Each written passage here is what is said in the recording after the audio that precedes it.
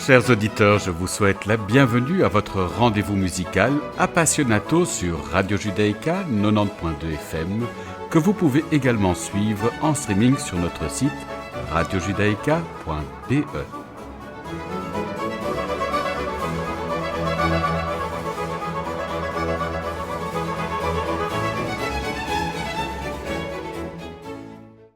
Nous avons l'immense plaisir d'accueillir aujourd'hui Maria Martinova qui vient nous parler de son nouvel album Tango Mon Amour. Bonjour Maria. Bonjour, bonjour. Alors pour ceux qui n'ont pas eu la chance d'écouter notre première rencontre de 2022, je rappelle que vous êtes pianiste d'origine bulgare, établie en Belgique. Vous produisez en récital en tant que soliste ou en tant que musicienne de chambre dans des lieux aussi prestigieux que le Concertgebouw d'Amsterdam, de Doelen, Beaux-Arts, le Barbican, St. Martin in the Fields, le Queen Elizabeth Hall, le Wigmore Hall et bien d'autres. Je vous propose de débuter notre entretien par deux extraits de votre album Tango Mon Amour, Palomita Blanca d'Anselmo Aieta et El Entrerriano de Rosendo Medizabal.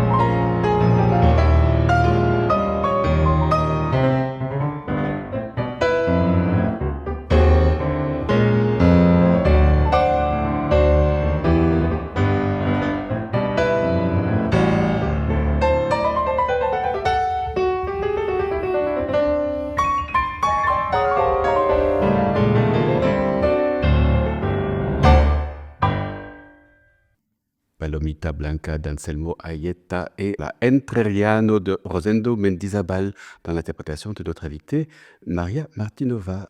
Dites-nous Maria, comment avez-vous fait la connaissance du tango? Plusieurs phases dans cette histoire d'amour. Alors, très rapidement, en résumé, en allant vers le point, mon tout premier contact était en Bulgarie, au moment quand je faisais mes études à Sofia, à l'Académie nationale de la musique. Et j'étais avec un ami, quelqu'un qui vient de théâtre, je dois dire, mais quelqu'un follement amoureux de la musique. Et bon, il y avait des amis, cette personne qui était venue la visiter.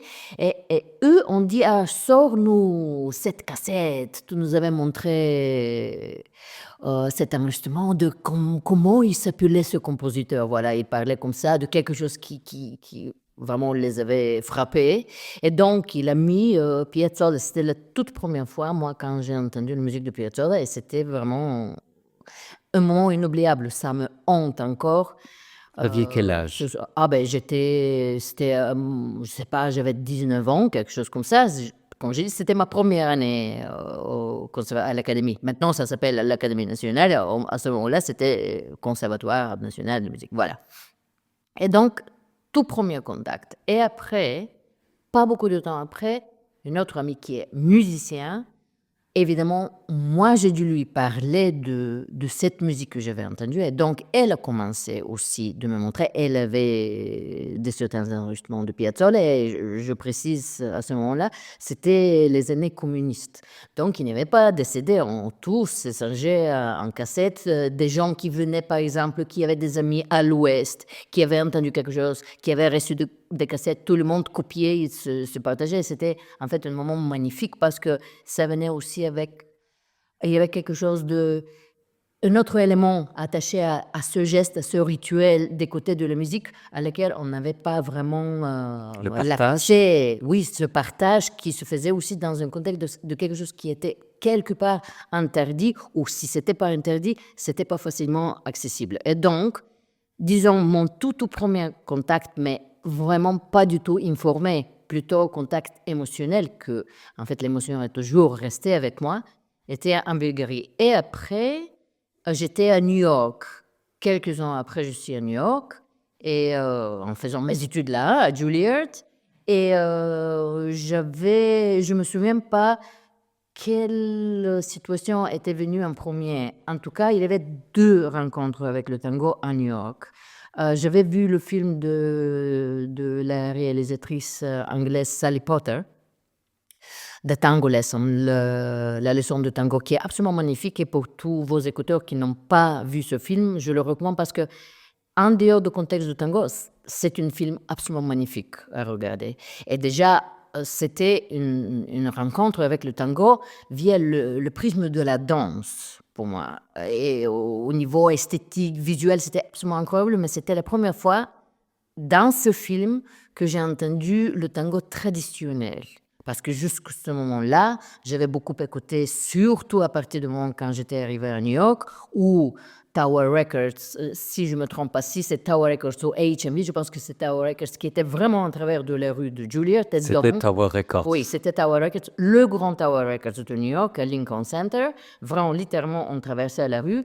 Et donc, les sorties les plus excitantes pour moi et pour mes amis de Juilliard étaient d'aller à Tower Records, de chercher toutes les nouveautés. Et moi, tout ce que je pouvais trouver et me procurer de Piazzolla, je l'avais acheté. Et j'ai beaucoup écouté et j'ai commencé vraiment de bien connaître la musique de Piazzolla. Et donc, avec un certain arrogance, je vais dire, j'avais décidé que je connaissais tout par rapport au tango. Et donc, je vois le film et j'entends pour la première fois le tango traditionnel, là. Et je me dis, mais c'est quoi ça comme musique? Et parallèlement, je pense que peu de temps après, je pense que c'était après, moi, je dois dire quelque chose, j'adore la danse et j'adore danser moi-même.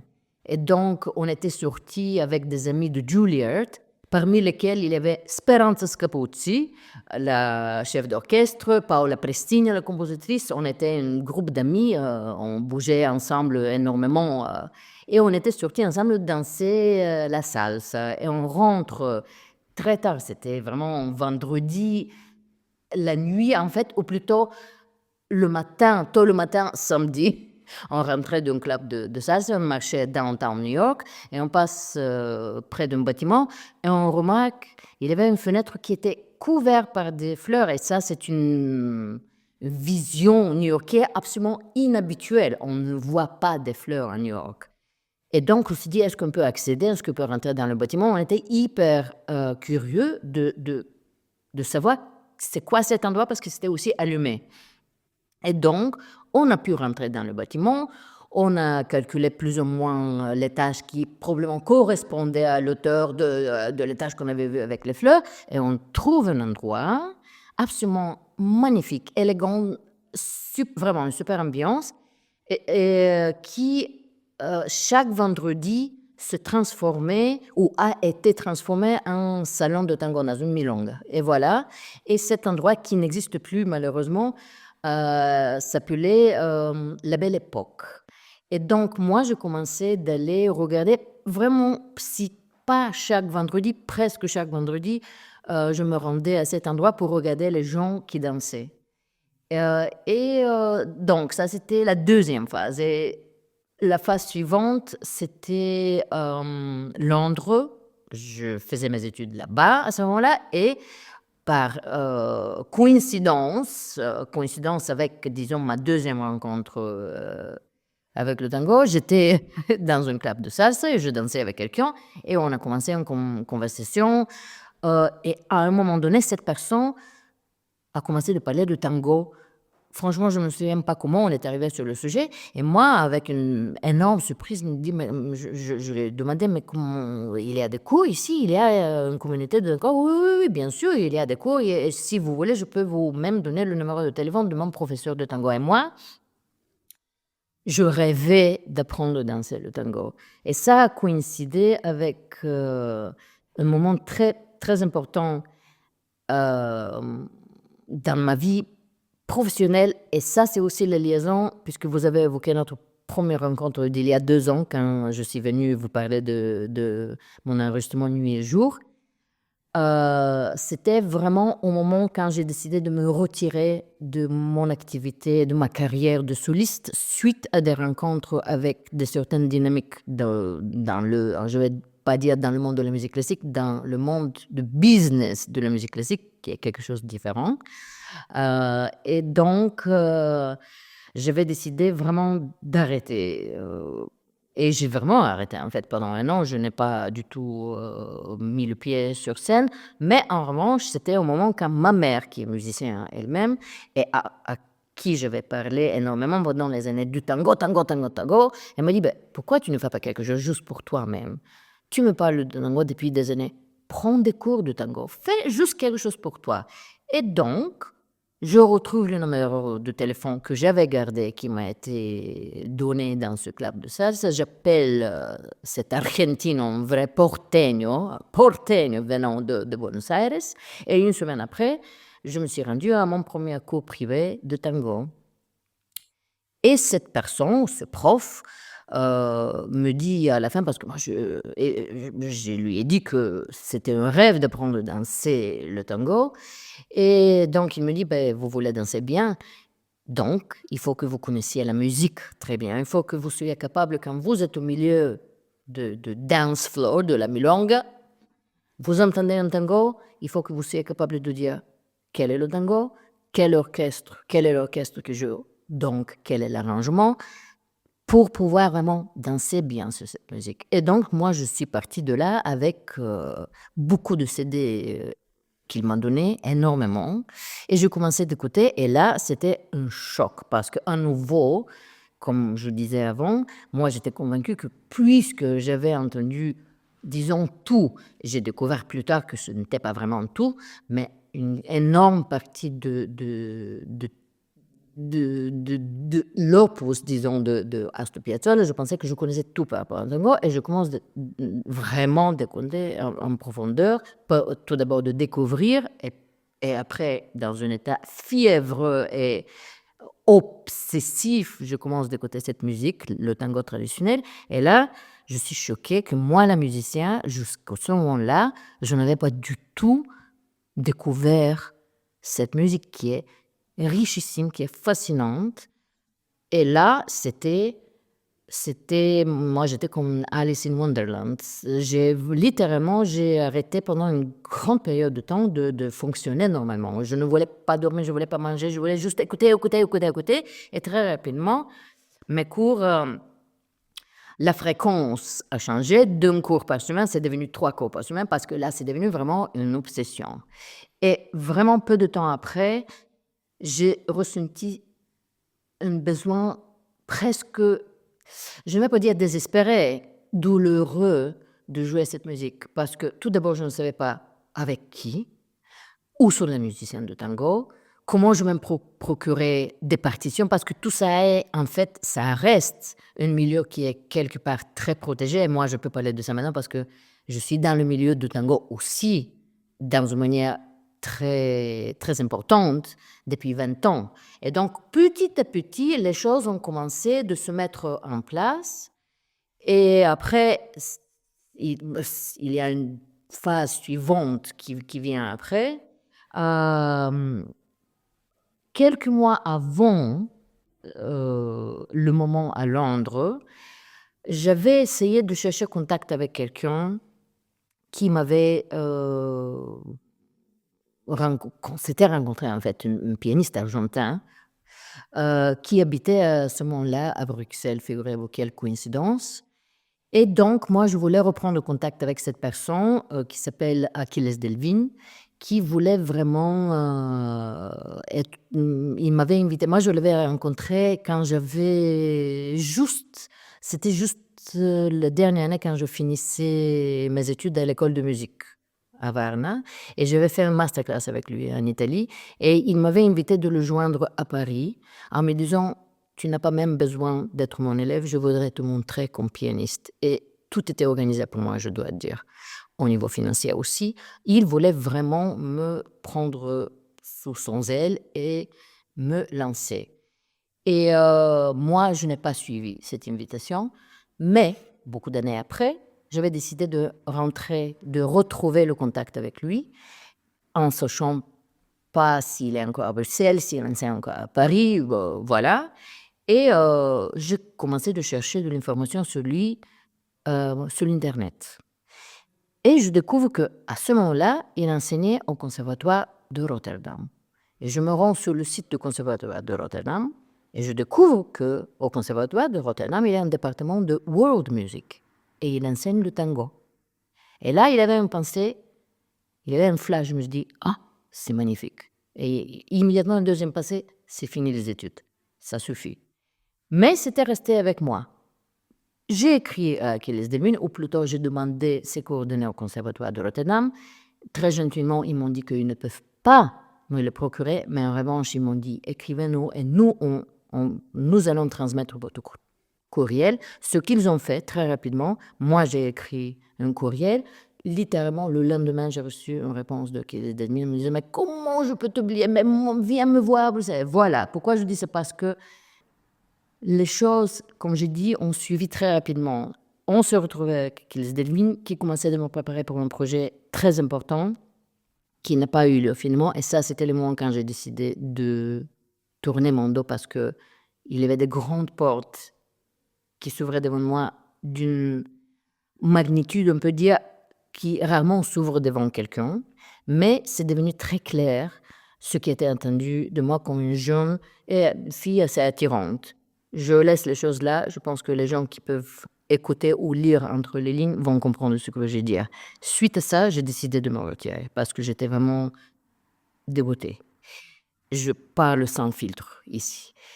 Et Achilles m'a dit quelques temps après, parce que moi, c'était 1 an, je n'ai pas touché le piano sur scène. J'ai beaucoup enseigné pendant ce moment-là et c'était le tango, tango, tango. Et en fait, c'était le moment dans ma vie où j'ai découvert comment moi, je ne peux pas vivre sans musique. C'était vraiment un contact avec la musique qui était absolument pur amour.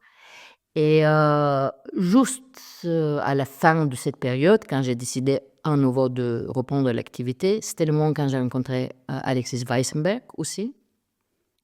J'ai fait son masterclass en Suisse et il voulait aussi me présenter à certains musiciens, mais dans des conversations avec lui, je lui ai parlé aussi de tango à ce moment-là et il m'a avoué que lui-même écrivait des tangos sous pseudonyme. Il m'a donné des partitions et donc Achilles m'avait dit viens aux Pays-Bas, comme ça tu vas rencontrer des musiciens. Mais moi j'ai décidé finalement d'aller vraiment aux Pays-Bas parce que avec Achilles, nous on travaillait quand il se rendait à Rotterdam. Il n'était pas là tout le temps, il était une fois chaque 2 mois.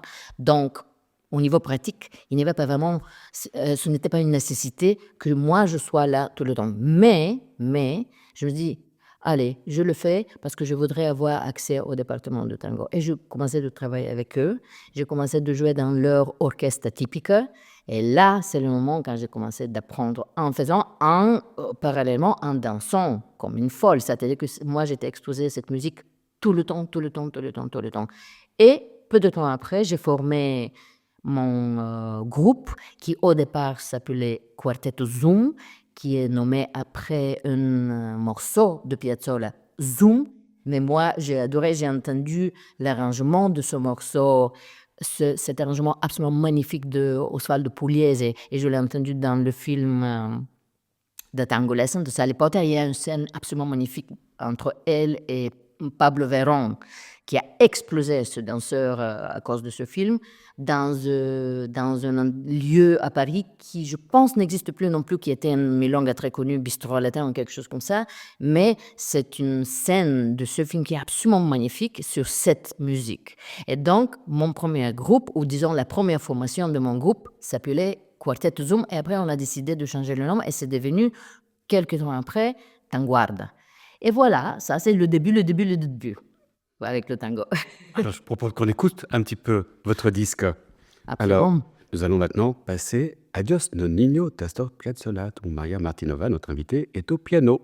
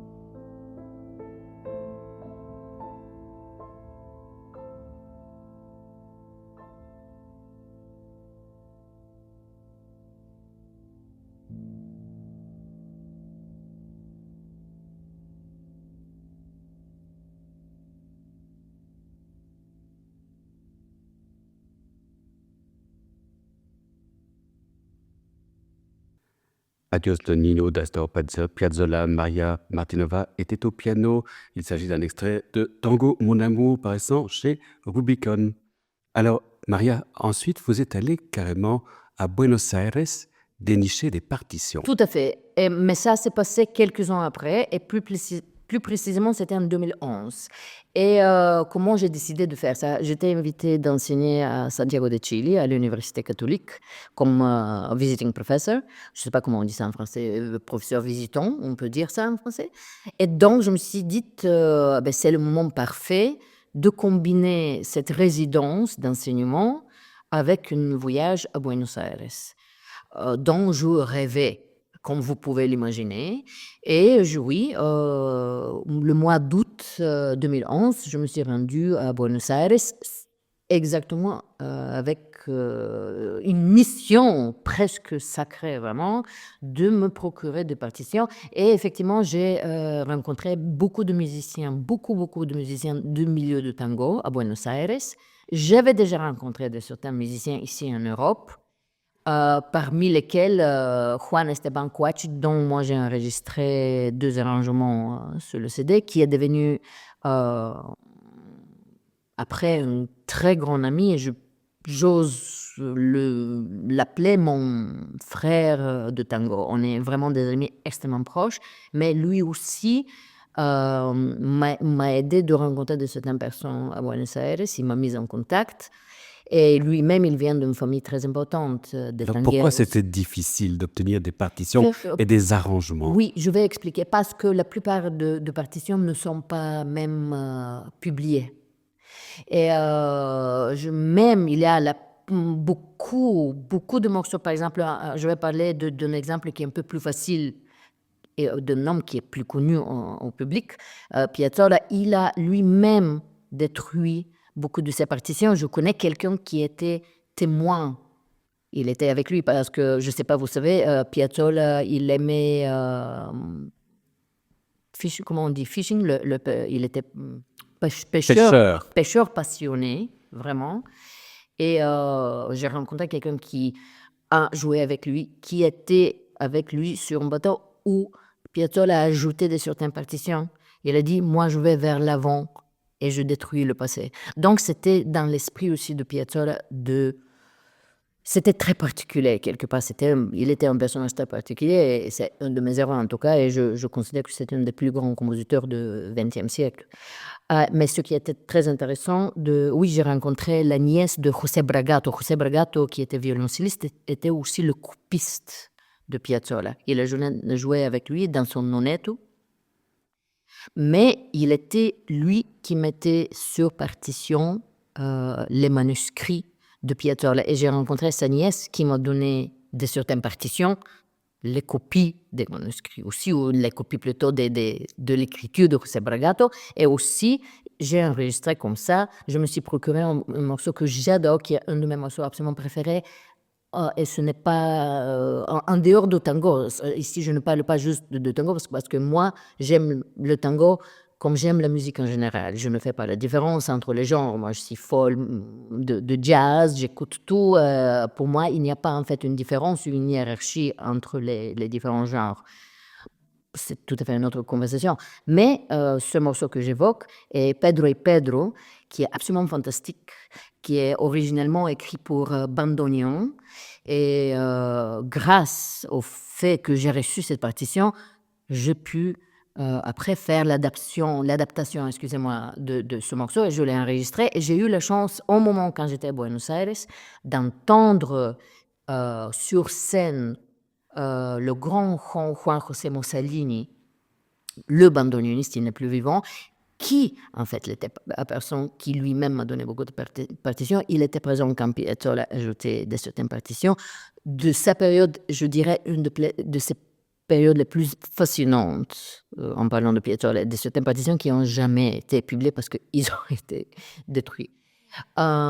Et donc, j'ai entendu Juan José Mussolini à Buenos Aires, au Festival de Tango, en jouant Pedro y Pedro. J'adore ce morceau, comme je l'ai dit. Et c'était aussi un moment, à ce même concert, par hasard, j'étais assise tout près, vraiment, on était épaule à épaule avec Orazio Ferrer, le poète Orazio Ferrer, qui a énormément travaillé avec Piazzolla, mais aussi c'est quelqu'un qui a travaillé énormément pour et dans le monde de tango. Et voilà, c'est ma visite. J'ai vu même, je me souviens en sortant de mon rendez-vous avec la nièce de José Bragato, j'ai vu le grand set. C'est une figure légendaire dans le monde du tango, le chanteur Alberto Podesta, qui était juste devant le bâtiment. On s'est rencontrés en fait dans le bâtiment de l'association des compositeurs argentins. Voilà. Et donc, oui, je me suis rendue là, j'ai amené beaucoup d'enregistrements, ce qui a été absolument magnifique d'aller dans tous les magasins de vinyle à Buenos Aires.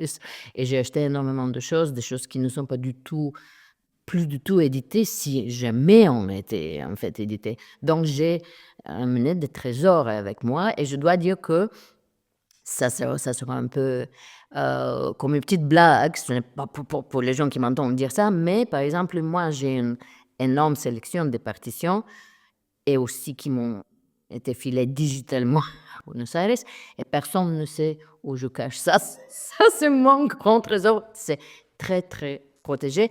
Et ce que je voulais dire aussi, que quand on a vraiment commencé d'être très actif avec Tanguarda, l'idée était de jouer, on a beaucoup joué Piazzolla, mais on a joué surtout du répertoire de Piazzolla qui n'est pas publié. Et après, vous allez me demander comment j'ai pu mettre les mains. Je travaille avec quelqu'un avec qui j'ai travaillé aussi sur l'enregistrement sur un morceau. On a fait l'adaptation de morceaux que vous avez déjà joué pendant cette émission El Entrerriano. Le guitariste Martin Vasquez, qui est le guitariste d'un groupe de tango très connu en Argentine, El Arranque.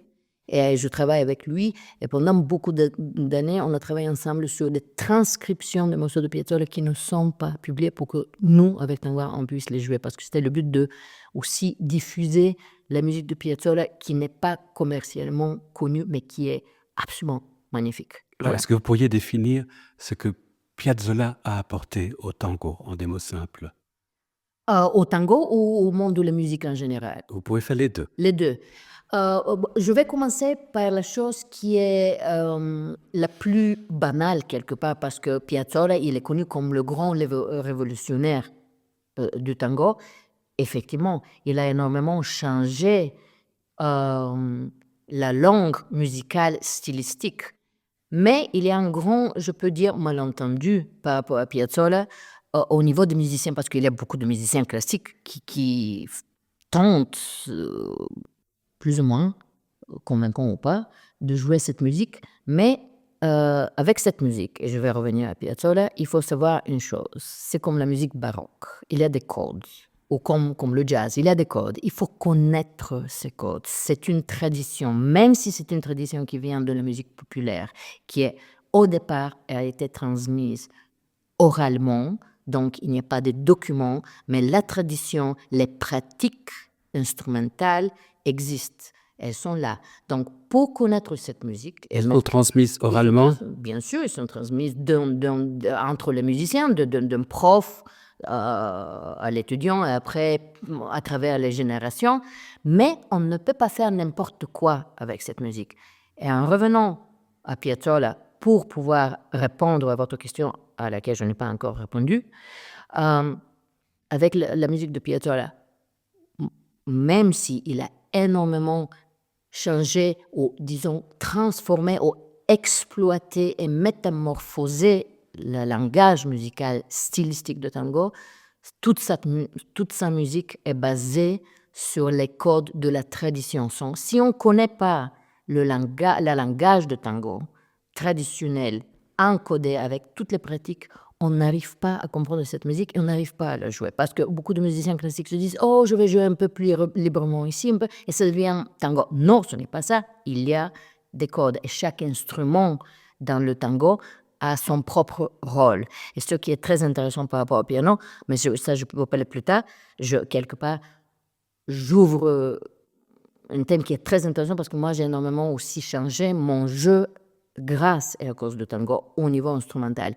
Mais qu'est-ce qu'il a fait Piazzolla? Tout d'abord, c'était quelqu'un qui était, je trouve, quelqu'un qui osait, parce qu'il a été énormément jugé en Argentine, à cause de ce qu'il a commencé de faire avec le tango, il a été littéralement physiquement battu dans la rue pour ce qu'il faisait.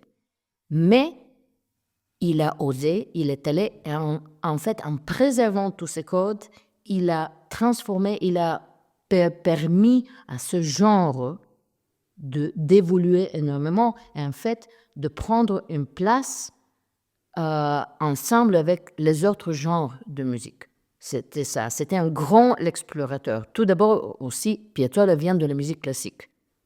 N'oublions pas ça, pour ceux qui le savent et pour ceux qui ne le savent pas, c'est très intéressant et très important de dire que Piazzolla, au départ, ne voulait pas être musicien de tango. Il avait l'ambition d'être compositeur de musique classique. Il était élève de Alberto Ginastera. Il avait écrit pour Rubinstein. Et Rubinstein lui-même jouait, le grand pianiste Rubinstein, qui passait beaucoup de temps à Buenos Aires. Je pense qu'il avait un appartement à Buenos Aires. Et Rubinstein lui-même jouait du tango. Il était fasciné par cette musique. Piazzolla a écrit pour Rubinstein et Rubinstein l'a encouragé d'étudier. Il avait écrit un concerto pour piano dans un moment. Bon. Et après, Piazzolla rencontre Copland, Aaron Copland, qui était élève de Nadia Boulanger, et Copland l'encourage d'aller étudier avec Nadia Boulanger. Et ce qui est aussi fascinant par rapport à la grande mademoiselle Nadia Boulanger, est qu'il avait un pléthore de musiciens qui se sont rendus dans sa classe, mais de Gershwin à Piazzolla, Egberto Gismonti, Keith Jarrett, Quincy Jones, Emile Naouf, le grand pianiste bulgare, Copland, Bernstein. Un peu, et ce qui est très intéressant, que chez élevés, dans sa classe, je veux dire, des musiciens qui ont pris des chemins tellement différents. Elle a libéré, je pense, ces musiciens parce qu'elle les a encouragés, comme elle l'a fait avec Piazzolla, de rester fidèles à eux-mêmes. Et Piazzolla, je dois dire que juste après, ou au moment et juste après quand il a fait ses études avec Boulanger, pour moi, la période la plus fascinante de compositeur de Piazzolla est les années 50. Il a écrit des choses exquises. Si vous entendez ces orchestrations, à ce moment-là, c'est absolument sublimissime. Et ce sont des choses qui ne sont pas même très connues aux tangueros, qui ne connaissent pas très bien tout le travail de Piazzolla. Donc, ce qu'il a apporté pour le tango, cette richesse des styles qui se rencontrent, le tango est une vraie rencontre d'esthétique. Parce que tout d'abord, il y a la musique classique. Les plus grands pianistes de tango étaient élèves de Vincenzo Scaramuzza, qui est le professeur de Martha Argerich. Ça suffit juste de mentionner le nom de Martha Argerich, oui, et pas seulement. Il y a beaucoup d'autres pianistes classiques, énormes pianistes classiques, qui ont fait des études avec Scaramuzza. Tous les plus grands pianistes de tango qui sont devenus des pianistes de tango viennent d'une école extraordinaire au niveau d'instruments. En fait, tous les musiciens qui sont dans le milieu du tango viennent de la musique classique. Au départ, il y a la musique classique. Salgan était aussi, j'ai enregistré 2 morceaux de lui sur l'album. Il était aussi élève de Vincenzo Scaramuzza. Il y a la musique populaire, évidemment. Il y a le folklore argentin. Il y a le klezmer. Il y a la canzonetta italienne. Il y a la chanson française. Il y a énormément d'éléments qui se rencontrent, qui cohabitent dans cette musique, qui se nourrissent l'un de l'autre. Et aussi, ce qui est très intéressant de savoir, qu'en fait, les racines du tango viennent de l'Afrique, de l'Angola. En fait, beaucoup de gens demandent qu'est-ce que ça veut dire en fait tango. Tango, c'est un mot africain qui évoque le son d'un instrument de percussion angolais. Et donc, le tango, les racines viennent d'Afrique. Et donc, qu'est-ce qu'il a fait Piazzolla? Qu'il a amené un style de musique, un genre musical qui est fascinant et en fait, il est arrivé de le présenter au grand public aussi. Parce que c'était finalement Piazzolla, c'est le musicien qui a vraiment éclaté sur la scène internationale, globale, disons. Et après, oui, il a fait ça et pour la musique parce qu'il a amené quelque chose que le public ne connaissait pas très bien et aussi il a donné l'opportunité au tango de prendre sa place ensemble avec d'autres genres de musique. Et je le rappelle. Que vous êtes d'accord avec cette affirmation selon laquelle Piazzolla a fait rentrer le tango dans les salles de concert, qu'on allait pour écouter le tango et pas seulement dans les milongas? Euh, Bien sûr que je suis d'accord parce qu'au départ, le tango est une musique et ce n'est pas une danse. La danse est une réaction à la musique. Et j'ose le dire, c'est comme ça pour toutes les danses. Tout d'abord, c'est la musique, bien sûr. C'est comme ça, moi, j'ai commencé avec le tango. Moi, je me suis rendue à la milonga de regarder les gens, mais aussi pour écouter parce que je ne savais pas où je pouvais écouter cette musique. Et ma première vraiment rencontre choquante pour moi était à travers de la musique. J'adore la danse et je danse aussi. Très bien, je danse depuis 20 ans déjà. Mais oui, bien, absolument, je suis d'accord avec lui. C'est la musique au départ avec le tango. Ce n'est pas la danse. La danse vient après. Alors, Maria, nous avons comme tradition de convier notre invité à nous faire découvrir un morceau de son choix. Qu'aimeriez-vous nous faire entendre? Je vais fermer un peu le cercle avec ce choix. Je voudrais qu'on joue le 3e mouvement de Concerto italien qui vient de mon propre enregistrement qui est sorti en 2023. Donc, c'est l'enregistrement entre nuit et jour qu'on avait évoqué au tout début de cette conversation, et Tango mon amour, et qui lie les 2 albums qui l'entourent. Et je vais aussi expliquer nuit et jour. J'ai décidé d'enregistrer quand je suis revenue vers mon activité de soliste, parce que moi, pendant des années, j'ai joué que de la musique de chambre.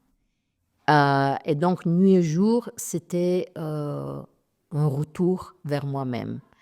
Tango mon amour est une lettre d'amour à ce qui est devenu mon meilleur ami, mon amant, mon grand amour, mon inspiration et cette musique qui m'a sauvée au moment quand je me retirais d'une certaine partie de ma vie.